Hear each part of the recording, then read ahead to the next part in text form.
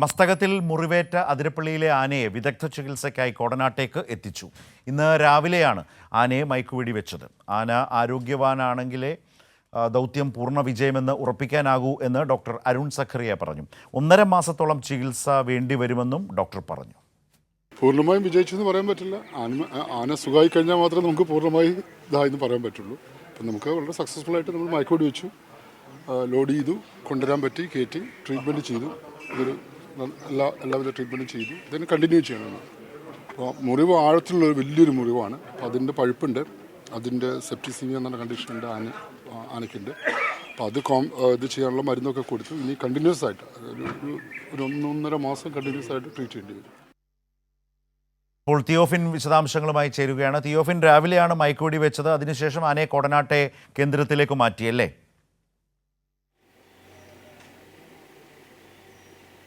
ശരത്, തീർച്ചയായും ഒരു 11 മണിക്ക് മുൻപായി കോടനാട് ആന കേന്ദ്രത്തിൽ പ്രത്യേകം തയ്യാറാക്കിയിട്ടുള്ള കൂട്ടിലേക്ക് ആനയെ എത്തിക്കാൻ സാധിച്ചു. രാവിലെ 6 മണിയോടുകൂടി ഡോക്ടർമാർ ഡോക്ടർ അരുൺ സഖറിയുടെ നേതൃത്വത്തിലുള്ള ദൗത്യസംഘം ആനയെ നിരീക്ഷിക്കാൻ തുടങ്ങിയിരുന്നു. തുടർന്ന് ആനയെ സൗകര്യപ്രദമായ സ്ഥലത്ത് വെച്ച് മയക്കുവെടി വയ്ക്കുകയും തുടർന്ന് അല്പസമയത്തിനകം ആനയെ കൊണ്ടുവരാൻ സാധിച്ചു. അതായത് ഒരു 9:30 അവിടെ നിന്നും അനിമൽ ആംബുലൻസിൽ കയറ്റി ആനയെ കോടനാടേക്ക് കൊണ്ടുവരാൻ ദൗത്യസംഘത്തിന് സാധിച്ചു.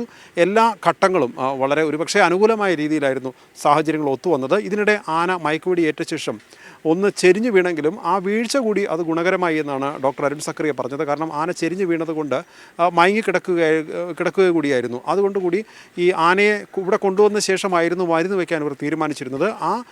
ആനയുടെ മുറിവിലുള്ള പഴുപ്പെല്ലാം നീക്കം ചെയ്ത് ആദ്യഘട്ട മരുന്ന് പ്രാഥമിക ശുശ്രൂഷ നൽകാനായിട്ട്, പ്രാഥമിക ചികിത്സ നൽകാനായിട്ട് അവിടെ അതിരപ്പള്ളിയിൽ വെച്ച് തന്നെ സാധിച്ചു എന്നതാണ് ദൗത്യസംഘത്തിന് ഏറ്റവും ഒരു അനുകൂലമായൊരു ഘടകം. അതായത് ആ വീഴ്ച ഒന്ന് ദൗത്യസംഘത്തെ ആശങ്കയിലാഴ്ത്തിയെങ്കിൽ കൂടി അത് ഗുണകരമായി മാറുകയായിരുന്നു. തുടർന്ന് ഈ മരുന്ന് വെച്ച ശേഷം ആനയെ മയക്കത്തിൽ നിന്ന് എഴുന്നേൽപ്പിച്ച് കുങ്കിയാനകളുടെ സഹായത്തോടു കൂടി ഈ അനിമൽ ആംബുലൻസിൽ കയറ്റുകയും അതിനുശേഷം കാട്ടിലൂടെയുള്ള വഴിയിൽ, അതായത് ഇതൊരു പ്ലാന്റേഷൻ കോർപ്പറേഷൻ്റെ എണ്ണപ്പനത്തോട്ടത്തിൽ വെച്ചാണ് ആനയെ പിടികൂടാൻ സാധിച്ചത്. അവിടെ നിന്ന് ഉള്ളിലേക്കുള്ള വഴിയിലൂടെ കൊണ്ടുവന്ന് കോടനാട് എത്തിച്ചു. കോടനാട് അഭയാരണ്യത്തിൽ എത്തിച്ചു. ഇവിടെയുള്ള കൂടിൻ്റെ നിർമ്മാണ പ്രവർത്തനങ്ങൾ ഇന്നലെ പൂർത്തിയായിരുന്നു. കാരണം മരം കൊണ്ട് നിർമ്മിച്ച കൂടാണ്.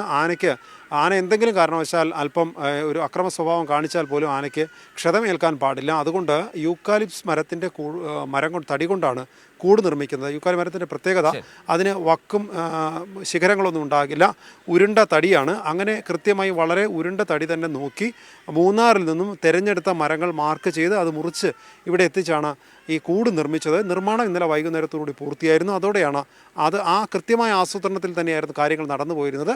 അതുകൊണ്ട് തന്നെ ഇന്ന് രാവിലെ കൃത്യമായി ഈ ദൗത്യസംഘത്തിന് പദ്ധതി നടപ്പിലാക്കാൻ സാധിച്ചു. സുരക്ഷിതമായി തന്നെ ആനയെ ഇവിടെ എത്തിക്കാൻ സാധിച്ചു. ഇപ്പോൾ നിലവിൽ ആന ചികിത്സയിലാണ്. 1.5 മാസത്തോളം ഇവിടെ കൂട്ടിൽ നിർത്തി ചികിത്സ. നേരത്തെ ഡോക്ടർ അരുൺ സഖറിയ കാര്യങ്ങൾ സൂചിപ്പിക്കുകയും ചെയ്തു. അത് മയക്കുവെടിയൊക്കെ വെച്ച് ഇപ്പോൾ ചികിത്സാ കേന്ദ്രത്തിലേക്ക് കോടനാട്ടേക്ക് മാറ്റിയിട്ടുണ്ട് എന്നുള്ളതാണ് സാഹചര്യം.